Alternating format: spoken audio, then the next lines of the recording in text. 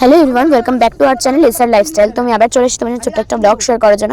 আর আজকে হচ্ছে 1 জানুয়ারি, সবাইকেই জানাই হ্যাপি নিউ ইয়ার। তো 1 জানুয়ারিতে আমার সেরকম খুব একটা স্পেশাল ব্লগ কিছু করার নেই। তো নর্মালি এখন আমি আছি ক্লাসে, আর এখন ক্লাস করছি। আর 3 তারিখে আমাদের প্রোগ্রাম আছে, অ্যানুয়াল শো। তো আর একটা দিনই আমাদের হাতে টাইম আছে ভালোভাবে প্র্যাকটিস করার। বাট 2 তারিখে আমরা কতটা কী করতে পারবো তার জানি না, যেহেতু প্রপসও বানানোর ছিল। তো সেহেতু 2 তারিখে সেরকম প্র্যাকটিস হয়নি, তো 2 তারিখে দেখার মতন কিছু ছিল না। যাই হোক, আজকের ব্লগটা আমি এখান থেকে স্টার্ট করছি। আজকের ফুল ব্লগটা দেখতে থাকো, একটু স্কিপ না করে।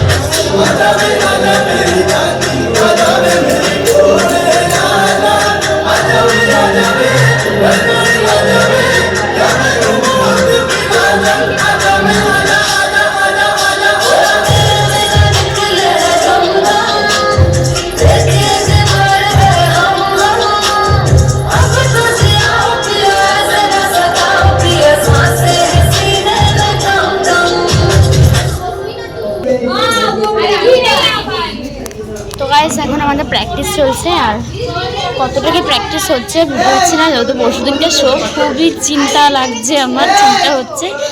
যাই হোক, চলো আর একবার করাবে। তো প্র্যাকটিসটা করে নিই, তারপর তোমার সঙ্গে দেখা যাবে।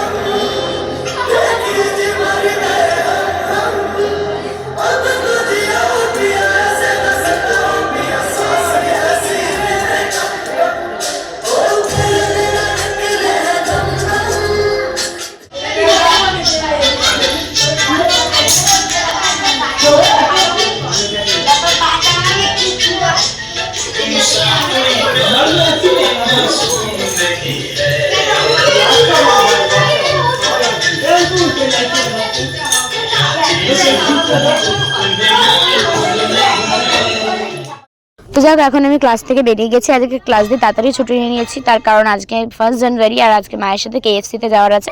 ছোট্ট একটা পার্টি হবে, ব্যাস, তারপর যে যার বাড়িতে চলে যাব। যাই হোক, তো এখন আমি যাচ্ছি মায়ের কাছে।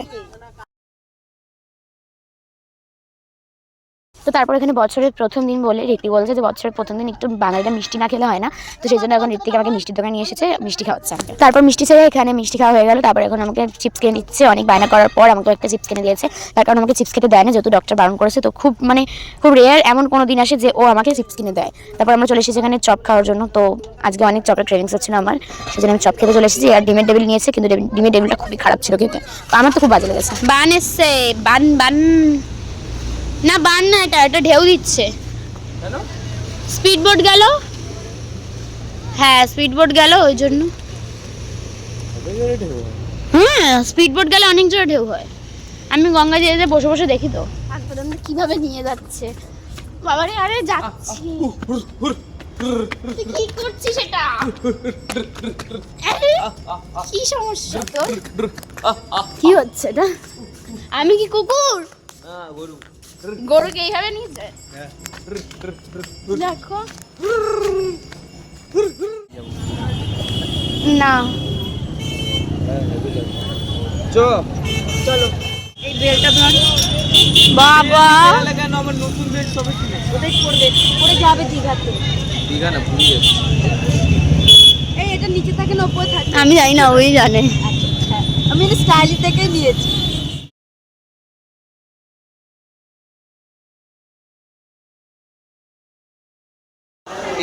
এটা তো সব সময় ব্যবহার করার জন্য না, আমি হোয়াইট নেওয়ার জন্য ভাবি। ফুটফুটকি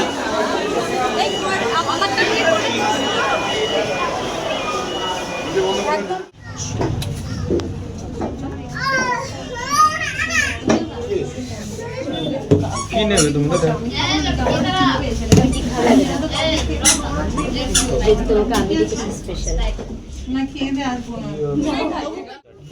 কম্বোটা আসতে টাইম লাগে।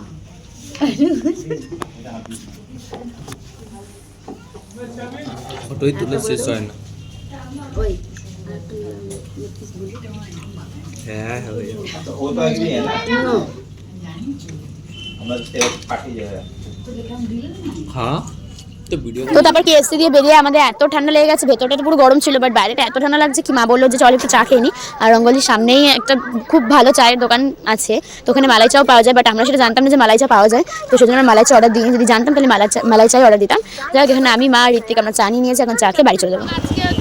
আজকে হচ্ছে আমার দিদুনের জন্মদিন, এখানে কিছু বললে শোনা যাবে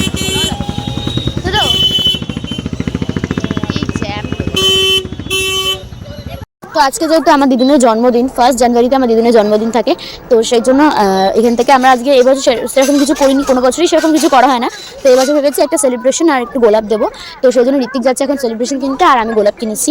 যাই হোক, তো চলো এখন দিদুনকে গিয়ে দেবো।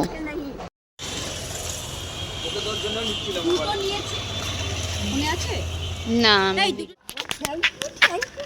हैप्पी बर्थडे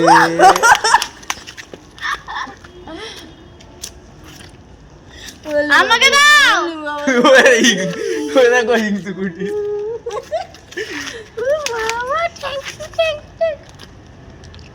ये मैंने लाया है, देख रहा है तू नहीं। আরে বাবা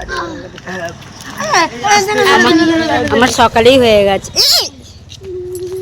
আমার সকালে মা শুধু ছিল না, আমি মন্দিরে পুজো দিয়ে দিয়েছি। কেক আনতে পারিনি, ওজনে টেনেছি। ঠিক আছে ঠিক আছে। ও বাবা কত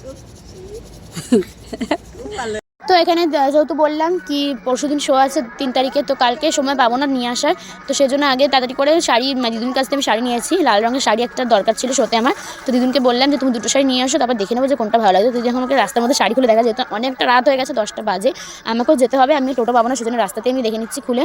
তো যাই হোক, চলো আজকের ব্লগটা আমি এতটা রাখছি, আবার দেখাবে নেক্সট অন্য কোনো ব্লগে, ততক্ষণ টাটা, বাই, ভালো থেকো, সুস্থ থেকো, বাই।